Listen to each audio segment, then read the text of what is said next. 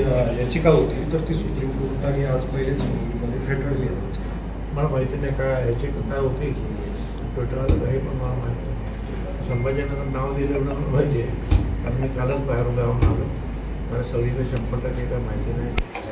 अशी दादा आज नाशिक दौऱ्यावर आहे आणि आपण इकडं आज विविध विकास कामांचं उद्घाटन करताय. आपण इकडं केला नाही तर आज 15 दिवस झाले, 20 दिवस झाले एकामध्ये मतदारसंघामध्ये नाही. तुम्ही मतदारसंघामध्ये येऊ नये अशी तुमची इच्छा आहे का? मग काय इच्छा आहे? अहो प्रत्येकाने आता कधीही आता आचारसंहिता सुरू होत प्रत्येकाने आपापल्या मतदारसंघामध्ये उरलेल्या कामाचा जो आहे निपटारा करायला पाहिजे. प्रत्येक आमदाराने करायला पाहिजे. त्याप्रमाणे 15-20 दिवस मी नव्हतोच इथे, त्यामुळे ही सगळी कामं आणलेली आपण पाहिली, त्या कामाचा मी निपटारा करतो. त्याच्यामुळे तुम्हाला काही वाईट वाटत असेल, दुःख असेल तर सांगा मला. साहेब अजितदादांना काय वाईट वाटत नाही, तुम्हाला वाटत असेल तर सांगा. साहेब असं आहे की मुंबई कसारा रस्ता जो आहे, बघितलं मी चला पुढे. हां, मुंबई कसारा रस्ता हा खड्डेमुक्त कधी होईल हा एक विषय झाला. परंतु एक अशी टीका आज झाली की ज्या अजितदादांनी काल त्यावरती मीटिंग घेतली आणि आज तेच अजितदादा हेलिकॉप्टरमध्ये बसून नाशिकला आले. हे बघा, मुख्यमंत्री आणि 2 उपमुख्यमंत्री यांना शासनाने ती सोयी प्राप्त करून दिलेली आहे, विमानाची आणि हेलिकॉप्टरची. आता ही मंडळी महाराष्ट्रामध्ये अनेक ठिकाणी एकाच दिवसात जात असतात. ते नुसते या रस्त्याने यायचं म्हटलं तर एक सुद्धा कार्यक्रम पूर्ण होणार नाही. आता माझं काय ना, मला फक्त एवढंच यायचं होतं, त्याच्यामुळे मी आलो काल. पण त्यांना पाहिजे दुसरे पण कार्यक्रम आहेत ना पाहिजे. ही सगळी मंडळी जर अनेक कार्यक्रम एकाच वेळेला जर करायचे असतील तर ही सोय अतिशय आवश्यक आहे.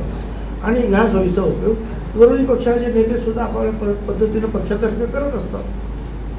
सर याला दोघंही प्रश्न आहे. पण एक आहे, रस्ता खराब आहे हे मात्र नक्कीच बरोबर आहे. आणि त्याच्यासाठी काल मिटिंग घेऊन त्यांना ताकीद देण्यात आली आहे की 10 दिवसामध्ये सुधारणा दिसली नाही तर अधिकाऱ्यांवरच कारवाई करू. सर याला जोडून एक प्रश्न आहे. आपल्या येवला नाशिक येवला रस्त्यावर प्रचंड खड्ड्यांचं साम्राज्य झालं. आपलं विंचूर चौकली जे आहे त्या ठिकाणी देखील खड्डे मोठ्या प्रमाणात झाले. सर कळत नाही, विंचूर चौकलीचे सुद्धा अनेक वेळा मी सांगितलं खड्डे पुजवा म्हटलं काय प्रॉब्लेम आहे मला काय कळत नाही. परत खड्डे झाले मला माहिती जाऊन बघतो. परंतु पळशे ना काय पिंपळच ते एवढा आता 15 दिवसांमध्ये वर्क ऑर्डर नाही. 560 कोटी रुपयाचं सिमेंट कॉन्क्रीटचं 4 पातळी रस्त्याचं काम 4 भागामध्ये एकाच वेळेला सुरू होईल. सर मनमाड मग हे ज्या अडचणी आपल्याला येणार नाही. तोपर्यंत हे आता खड्डे भरले परत खड्डे पडतायत, त्रास कमी होईल. सर मनमाडसह येवला परिसरामध्ये पावसाचं प्रमाण अत्यल्प आहे आणि अजून अद्याप धरणं भरलेले नाही. पुढे पाणी टंचाईबाबत सध्या काय निर्णय? आता आम्ही इथं पाहतो होतो आम्ही पाणी नियोजन म्हणून आता आम्ही पण वाट बघतो. भुरभुर पावसाची चालू आहे, त्याच्यामुळे पीक पाणी जे आहे ते थोडंसं तग धरून आहे. परंतु 2 महिने गेल्यानंतर सुद्धा धरण क्षेत्रामध्ये अजूनही पाऊस पडलेला नाही.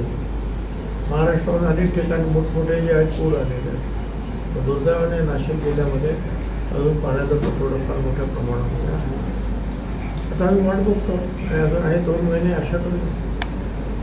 म्हणून एक लोकल प्रश्न असा आहे की आपलं काही मांजरपाडा प्रकल्प आहे त्याची आम्ही मागच्या आठवड्यामध्ये महाराष्ट्र पत्रकार संघाच्या वतीने पाहणी केली. तर त्यामध्ये काही जनतेचे प्रश्न आहेत. त्यापैकी एक असा की त्यामध्ये आता मांजरपाडा जे काही उगमस्थान आहे पार नदीचं, तिथून पुणेगावला जे काही पाणी येत आहे पुणेगाव धरणामध्ये, तर धरणामधून कुठल्या कुठल्या तालुक्यांना ते पाणी दिलं जाणार आहे आणि त्यासाठी येवल्याचं किती टक्के पाणी आरक्षित आहे? येवल्याला पाणी मिळेल पुढे. सर आगामी विधानसभा टक्केवारी कशाला पाहिजे? ज्या अर्थी एवढं कालवा इथपर्यंत आलेलं आहे त्या अर्थी जे आहे येवल्याला पाणी मिळेल. सर माननीय न्यायालयात मराठा समाज हा आरक्षणास पात्र असल्याचं हे दिलं आहे, प्रतिज्ञापत्र सादर केलं आहे. आणि त्यात असं म्हटलं आहे की 50% आरक्षणाची जी मर्यादा घालून देण्यात आली होती ती केवळ एक निर्देश होते, बंधन नाही. मात्र अपवादात्मक परिस्थितीमध्ये ती मर्यादा ओलांडून मराठा समाजाला आरक्षण दिलं जावं असं प्रतिज्ञापत्र सादर केलं. आम्ही ठरवलेलंच आहे ना किंवा मराठा समाजाला वेगळं आरक्षण द्या. मग त्याच्यासाठी जे काही करावं लागतं ते सरकार करतं आहे. आमचं म्हणणं एवढंच आहे की दुसऱ्या कुठल्याही समाजाच्या आरक्षणामध्ये धक्का न लावता मराठा समाजाला आरक्षण द्या. त्याच्यामुळे आम्ही ते पास केलेलं आहे आणि मग ते पास केलेलं आहे त्यामुळे टिकावं म्हणून ते सरकार त्याच्या पद्धतीने बोलतं आहे तिथे. आमचं पहिला आम्ही मराठा समाजाला आरक्षण देऊ नका असं म्हणतच नाही मी कधी, किंवा आम्ही कधीच कोणी म्हणत नाही. वेगळं आरक्षण द्या त्याप्रमाणे तो देण्याचा प्रयत्न सुरू आहे कोर्टामध्ये.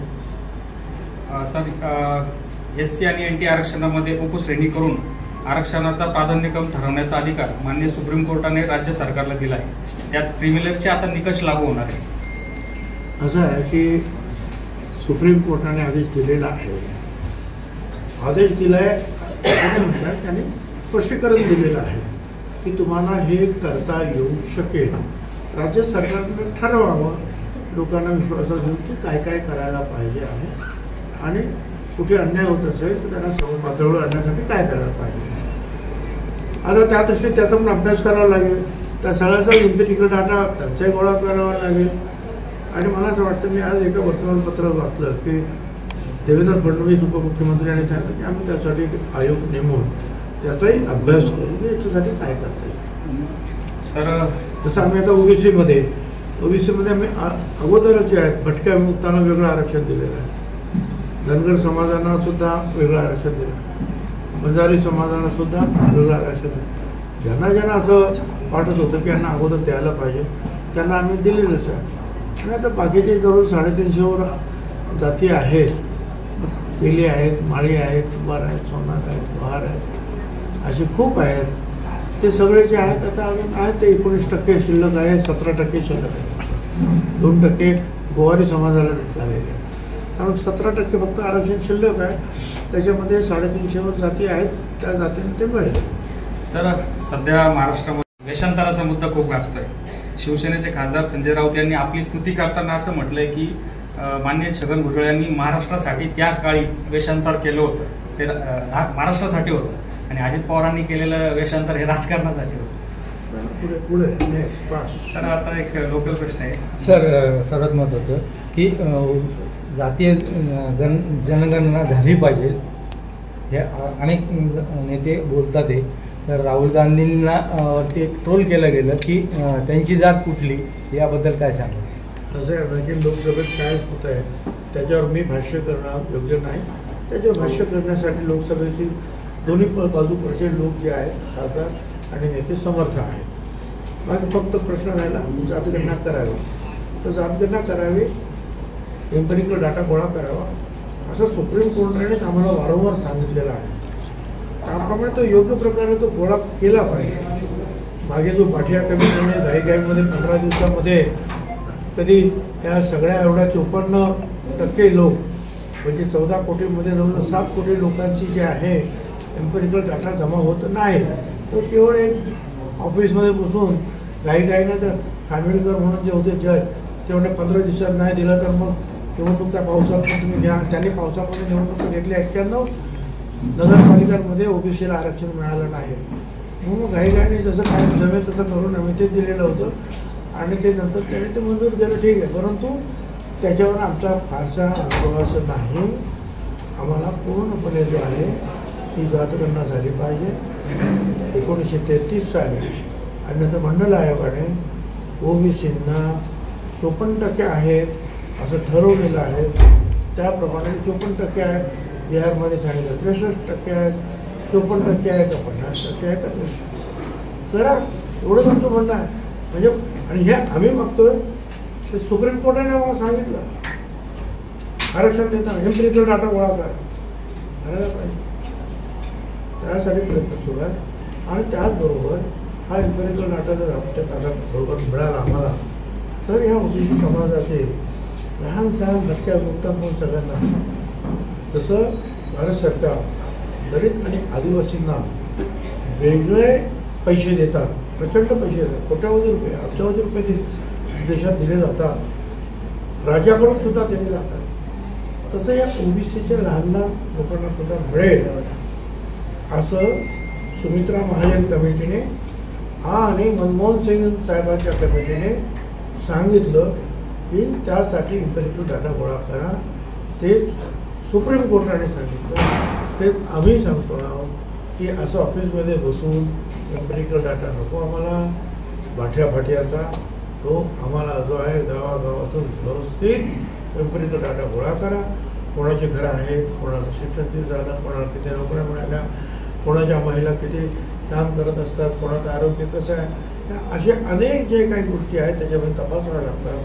ते तपासा म्हणजे भटक्या मुक्तांपासून तर लहान सहान सर्व जाती जमातीचं सगळी माहिती गोळा होईल आणि त्यांना त्या प्रमाणामध्ये मग मदत देता येईल. महाराष्ट्र काँग्रेस ओबीसी पदाचे आगामी विधानसभा निवडणुकीत आपल्यासमोर ते दत्ता आव्हाड आहेत, महाराष्ट्र काँग्रेस प्रदेश ओबीसीचे कार्याध्यक्ष. दत्ता आव्हाड म्हणून एक महाराष्ट्र काँग्रेस ओबीसी प्रदेशाध्यक्ष आहे. ते आपल्या बरोबर पाट्याच्या आसपास राहतात. तर त्यांनी दत्ता आव्हाड म्हणून महाराष्ट्र प्रदेश काँग्रेसचे ते प्रदेशाध्यक्ष. त्यांनी येवल्यातूनही चाचपणी केली की ओबीसी चेहरा म्हणून मलाही संधी द्यावी.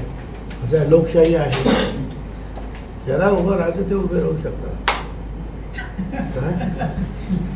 काय एक काय अनेक जण उभे राहू शकतात आणि सगळ्यांनी उभे राहण्याची आपली इच्छा पूर्ण करायलाच पाहिजे असं माझं मत आहे. त्याच्यामुळे ज्यांना उभं राहायचं त्यांनी उभे राहा. आयुष्यात एक इच्छा असते निवडणुकीला उभं राहणं, निवडून देण्याचा प्रयत्न करणं. तो प्रयत्न त्यांनी केला पाहिजे. माझं म्हणणं एवढंच आहे की मी 20 वर्षापूर्वी आलो त्यावेळेस सुद्धा माझा प्रचार हाच होता की विकास हाच माझा धर्म, विकास हाच माझा ध्यास, विकास हीच माझी जात. आता तो विकास अतिशय चांगल्या प्रकारे झालेला आहे असं कुणी सांगेल, तुम्ही सुद्धा सांगा. आता विकास आज थांबत नाही, हा वाढत जातो. हे झालं का ते पाहिजे, ते झालं का ते पाहिजे.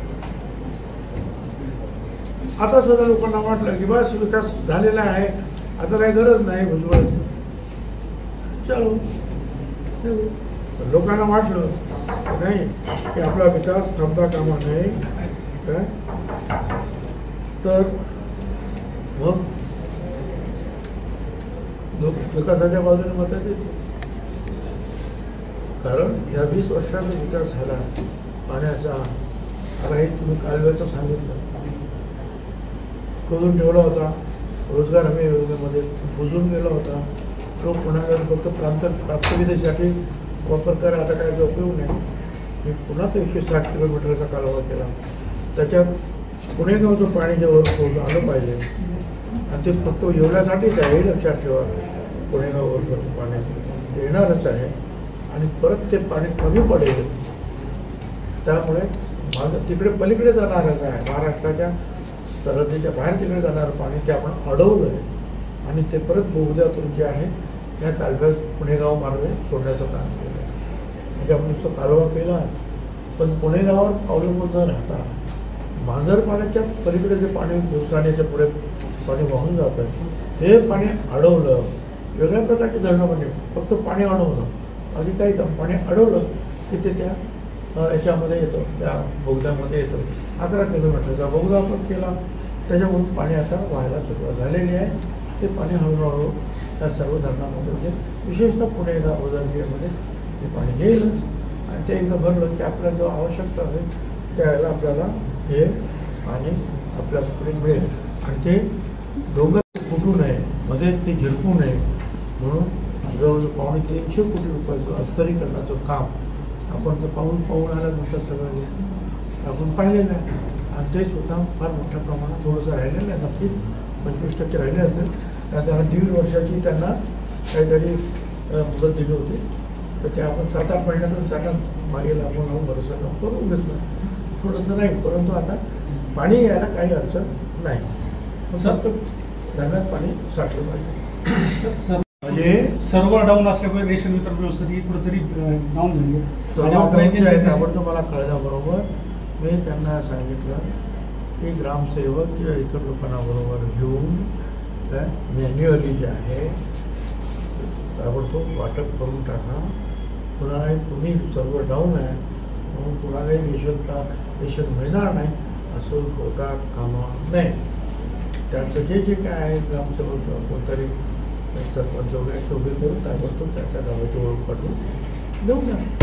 त्याची अंमलबजावणी होताना दिसत नाही का? खालच्या पातळीवर त्याची अंमलबजावणी होताना दिसत नाही. होत्या ना आता काल परवा घरी ऑर्डर अंमलबजावणी होईल. आता जे तुम्ही घरी जाईपर्यंत सर